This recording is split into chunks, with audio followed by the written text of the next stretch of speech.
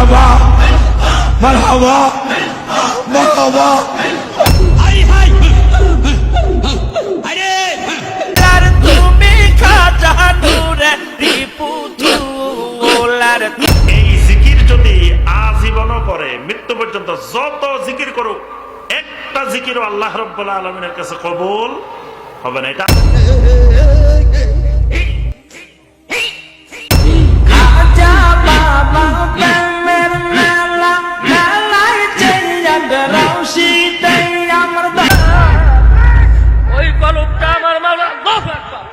ওই কলমটা আমার মাওলা, লা ইলাহা ইল্লা আনতা সুবহানাকা ইন্নী আল্লাহর ইবাদত হবে না, এটা ইবাদতের নামে তামাশা।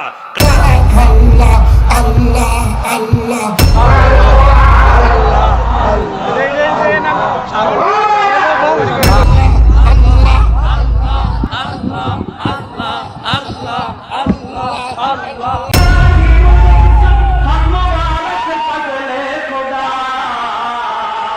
বন্ধুরা দেখে আমাদের ধর্ম নিয়ে টিটকারি করবে, আপনি জিকির করবেন, আপনার বলা তো ঠিক পাওয়ার কথা না, এনে কাদের কি কামে লাভ দেন কেন? এই দৃশ্যগুলো অমুসলিমরা দেখলে তারা তো ঠাট্টা করবে। ইয়া রাসূলুল্লাহ ইয়া রাসূলুল্লাহ ইয়া রাসূলুল্লাহ। সত্যি যদি ইসলাম নিয়ে আসে আমাদের এই দেশে পীর ফকিররা, ওই ইসলাম আমাদের দরকার নাই, আমাদের দরকার হলো ওহির ইসলাম। কিসের ইসলাম? ওহির ইসলাম। মারহাবা মারহাবা মারহাবা মারহাবা মারহাবা মারহাবা মারহাবা মারহাবা মারহাবা মারহাবা। খাজা বাবা প্রেমের মেলা মেলায় চেঞ্জাট রশিদে আমার দয়াল বাবা প্রেমের মেলা মেলায় চেঞ্জাট রশিদে পাগল হইয়া বিশ্ববাসী ছুটছে বাপই দরবারে। পাগল হইয়া বিশ্ববাসী আসে বাবা দরবারে।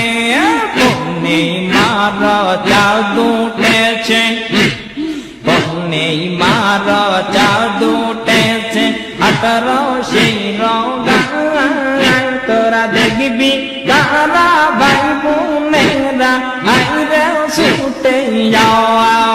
তোরা দেখবি তারা ভাই বোনেরা আইরে ছুটে যাওয়া। তুমি বাবা গোলা মেরে ফুলার, তুমি খাজা নূরে রিপুতুলার। তোমায় সারা দয়াল বাবা তোমায় সারা।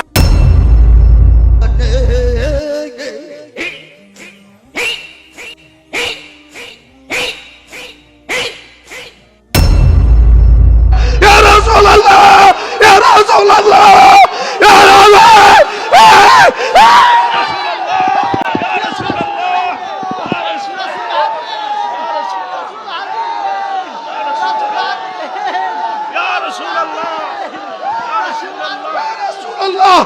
يا رسول الله يا رسول الله يا رسول الله يا رسول الله ওই কলমটা আমার মাওলা,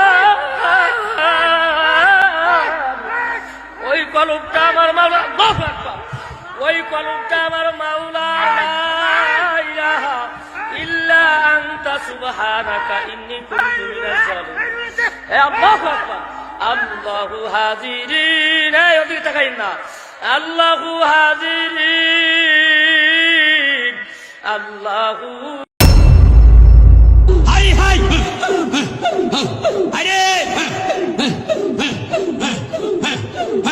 হাই হাই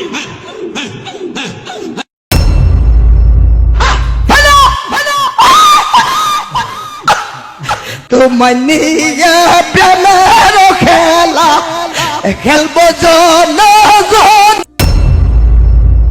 আল্লাহ আল্লাহ আল্লাহ আল্লাহ আল্লাহ আল্লাহ আল্লাহ আল্লাহ আল্লাহ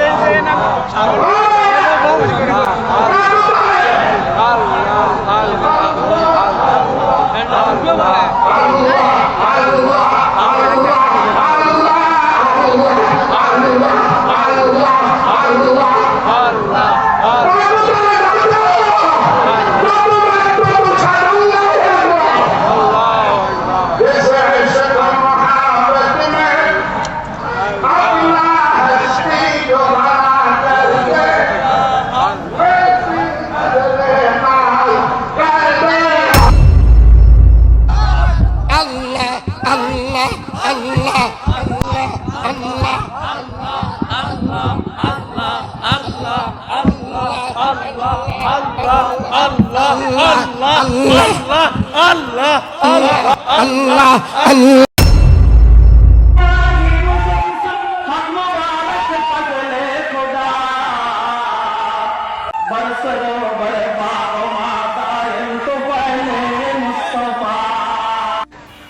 আরো কত রকমের জিকির, বিভিন্ন রকমের গান আর নাচি নাচি হাজার হাজার যুবক জিকিরের নামে বিনোদন করতেছে, তামাশা করতেছে। এই জিকির যদি আজীবনও করে, মৃত্যু পর্যন্ত যত জিকির করুক, একটা জিকিরও আল্লাহ রাব্বুল আলামিনের কাছে কবুল হবে না। এটা আল্লাহর ইবাদত হবে না, এটা ইবাদতের নামে তামাশা। কারণ এটা রাসূলুল্লাহ সাল্লাল্লাহু আলাইহি ওয়াসাল্লাম এই পদ্ধতিতে আল্লাহর জিকির শিখান নাই, করেন নাই। আচ্ছা, সাহাবায়ে কেরামেরা জিকির করার সময় জিকির করতে করতে করতে করতে এমন অবস্থা হয়ে গেছে, এক সময় খেজুর গাছের উপরে উঠে গেছে। কি এরকম অবস্থা হয়েছে সাহাবীদের? সাহাবীরা জিকির করতে করতে আল্লাহ রাসূলের সাথে, তো সেখানে তো বাঁশ ছিল না, খেজুর গাছ তো ছিল, সাহাবীরা খেজুর গাছ ধরে ধরে উঠে গেছে। এইরকম ঘটনা ঘটছে? একবারও জীবনে ঘটে নাই। তাহলে বোঝা যায় এই পদ্ধতির জিকির আল্লাহ রাসূল সাল্লাল্লাহু আলাইহি সাল্লাম সাহাবায়ে কেরাম করেন নাই। তারপরে নবী সাল্লাল্লাহু আলাইহি সাল্লাম এবং সাহাবায়ে কেরাম ইল্লাল্লাহ ইল্লাল্লাহ ইল্লাল্লাহ এরকম জিকির করছেন, আল্লাহ আল্লাহ আল্লাহ এরকম জিকির করছেন। তাহলে নবী সাল্লাল্লাহু আলাইহি সাল্লামের তরিকার বাহিরে আল্লাহর জমিনে যত তরিকার জিকির আছে, এই জিকিরগুলো করলে এটা আল্লাহর ইবাদত হবে না। আল্লাহর ইবাদত হওয়ার জন্য শর্তই হলো রাসূলুল্লাহ সাল্লাল্লাহু আলাইহি সাল্লামের সুন্নাত তরিকা হওয়া লাগবে। সূরা আল ইমরানের 31 নম্বর আয়াত, কুল ইন কুনতুম তুহিব্বুনাল্লাহা ফাত্তাবিউনি, যদি আল্লাহ রাব্বুল আলামিনকে মহব্বত করতে চাও, অর্থাৎ ইবাদত করতে চাও, ফাত্তাবিউনি, আমি নবী যেমনে করছি ইবাদতটা তেমনে করা লাগবে। আল্লাহ রাসূলের অনুকরণে, আল্লাহ রাসূলের ইত্তেবা অনুযায়ী ইবাদত না করলে ওই ইবাদত আল্লাহর কাছে কবুল হবে না। কিয়ামতের মাঠে এক শ্রেণী তো আমল আনে নাই, আমলে নাই, ইবাদতে নাই, এই কারণে ক্ষতিগ্রস্ত।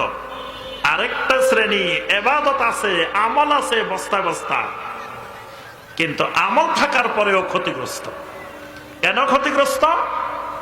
আল্লাযীনা দাল্লা সায়ুহুম ফিল হায়াতিদ দুনিয়া ওয়া ইয়াহসাবুনা আন্নাহুম ইউহসিনুনা সুনআ, এরা মনে করতো এটা তো অনেক সুন্দর ইবাদত, মানে এটা তো হাসানা ইবাদত, যা করতো বেদাত।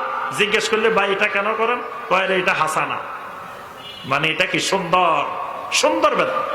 তা আল্লাহ পাক বলেন এরা সুন্দর মনে করে করে এমন আমল করছে, এমন ইবাদত করেছে যে ইবাদত আমার রাসূলের তরিকায় হয় নাই। হিন্দুরা দেখে আমাদের ধর্ম নিয়ে টিটকারি করবে, আপনি জিকির করবেন, আপনার বলা তো ঠিক পাওয়ার কথা না, এনে কাদের কি কামে লাভ দেন কেন? এই দৃশ্যগুলো অমুসলিমরা দেখলে তারা তো ঠাট্টা করবে।